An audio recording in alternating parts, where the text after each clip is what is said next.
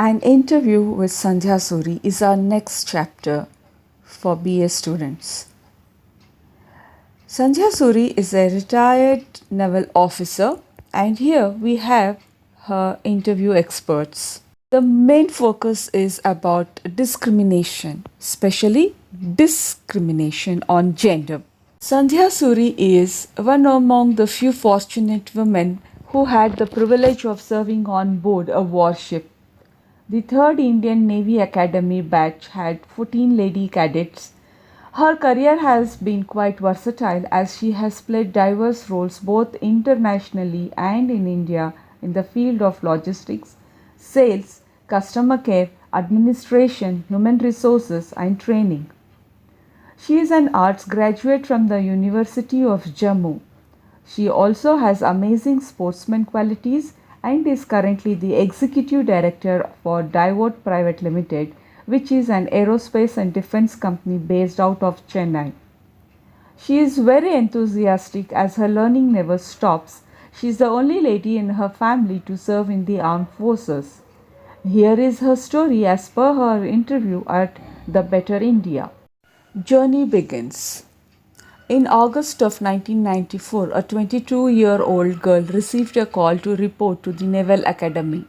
The excited young girl, who was back then studying Masters in English and preparing for IPS exams, dropped everything at hand to be one among the 14 women candidates of the 3rd Naval Academy batch.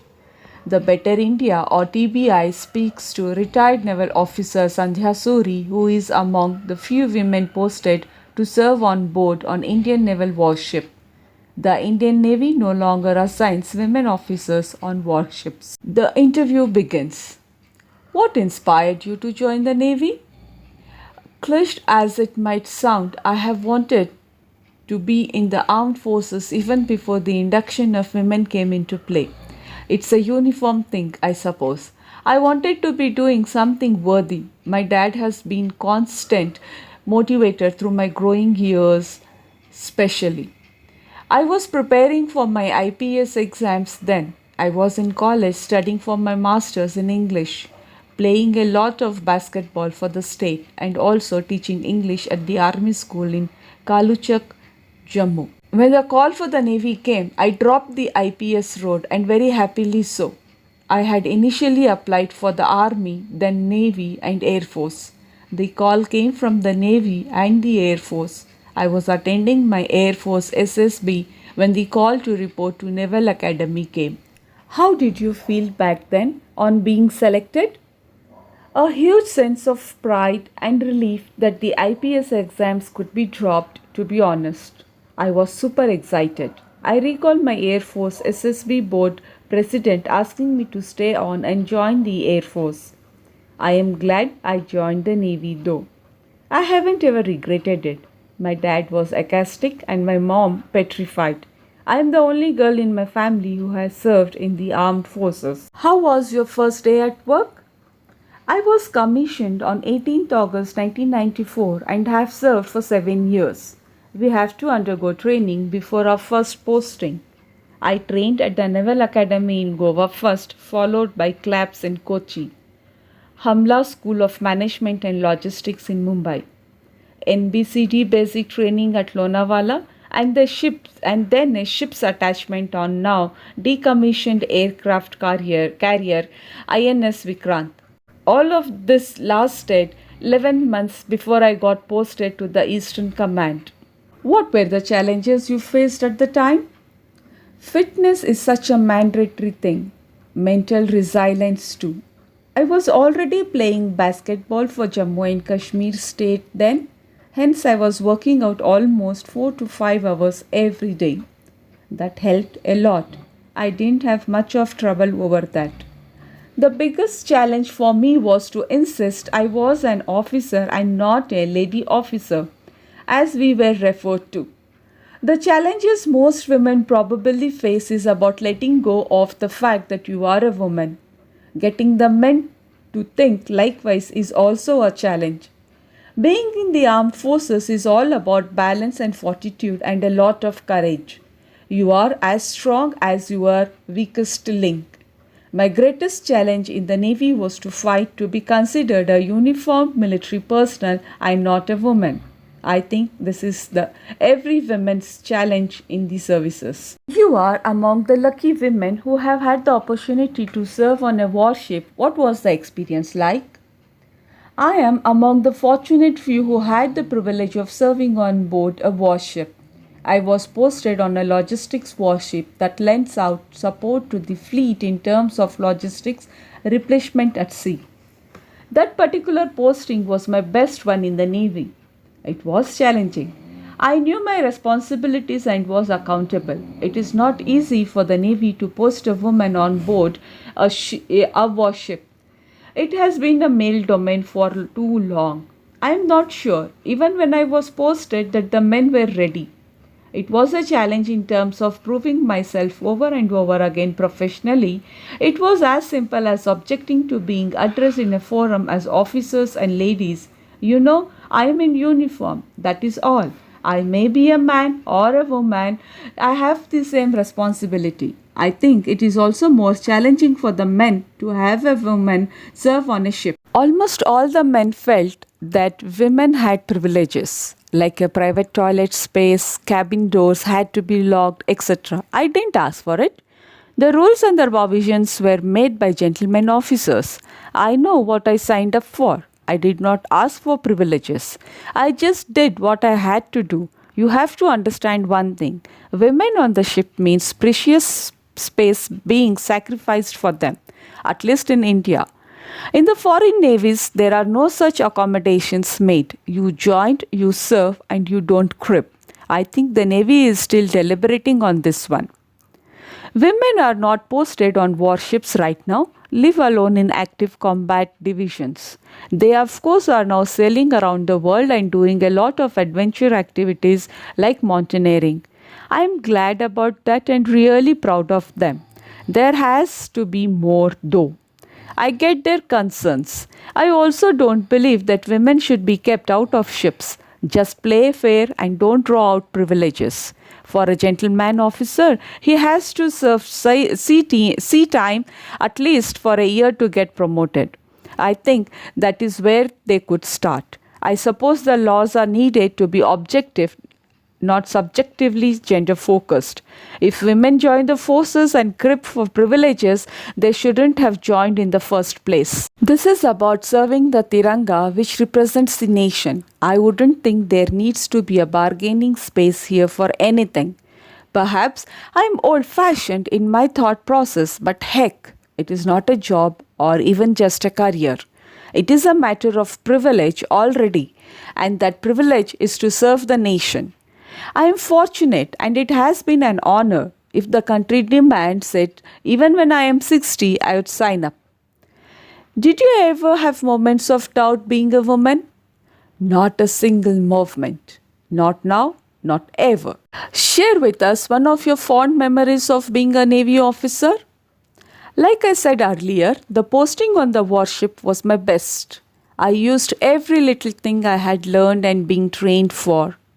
That is as operational as one can get in peacetime. I have done that. I have painted the ship. I have cooked for the crew. I have been through crisis with the crew, and we have all seen a great journey together. I did none of this for a reward or award. I did it because I was a part of the team that was at sea. I probably kept my head more balanced in emergencies than a lot of others did. Another absolutely great stint was at Mumbai with my last posting, where my unit was assigned the task of managing the entire seating, security, and catering plan for the International Fleet Review in February 2001. My daughter was 7 months old then. Somehow I was blessed with a great support structure at my residence. We worked tirelessly, and it was absolutely satisfying to see it through. Was the decision to quit the Navy a tough one? What were the thoughts that went through your mind while deciding to quit? Honestly, I was stagnating. I had requested for long course specialization. That was shut down. I aspired to be an instructor, a certified diver, requested for a transfer to SSB board or Naval Intel. At that point, when I was asked if I wanted to extend, when these requests were shut down, I didn't see a point in staying. I didn't want to push files all the time. I wanted to do more than just that. At that point, the decision to not continue with posting women on board also happened. There was no permanent commission at site either. There has got to be something. Even today, the women officers are still struggling for a permanent commission. Their prime years have gone in service to the nation, and we as a service are yet to execute a decision on it. Having said that, I think it is a tough one for the Navy, even when it is not 2001. It was a decision to be taken and was taken. I won't talk about how that affected personally. It is irrelevant because my decision had everything to do with the road ahead. I miss the uniform. I miss that a lot. But I am grateful for the opportunity. It was tough to decide to live. I don't regret things though. There is no time for regret here. You have one life. You live it to the hilt and make the time worth it. Did you feel let down by the lack of opportunities for women in the Navy at that point in time? I suppose yes, but not to a great degree. One has to see this rationally and also see ourselves as a nation in terms of gender. Much as I would like to ignore it, reality cannot be ignored, and sometimes it is women who are a hindrance to themselves. You must understand, the Navy was then still in its infancy as far as women intake is concerned. I think as a woman, I also understand the reservations that the then Navy chief or even the government had. There will be reservations for quite a while, I reckon. The day the Indian Navy takes in women sailors as is the day I reckon the opportunities will have peaked. I am looking forward to that day is all I can say. Until then, ever since the induction of women in the Navy, we are still work in progress. What is your view on women Navy officers not being to go on ship? I would definitely want those doors open. That is operational Navy. There should be an equal opportunity. Don't lower assessment standards for women. And if someone makes the grade the same as any gentleman officer, then be fair and let it happen. How special is Navy Day for you today? Navy Day is very special to me even today. It is not going to lose its significance in my life as years go by. It has been 15 years since I hung up my uniform to not wear it again. It hasn't become less relevant. Once a Fauji, always a Fauji. It is your skin. It flows in your blood. No, this is not going anywhere. You will wonder why I didn't stay on then. I have already said why. How do you feel about the present opportunities available to women wanting to join Navy?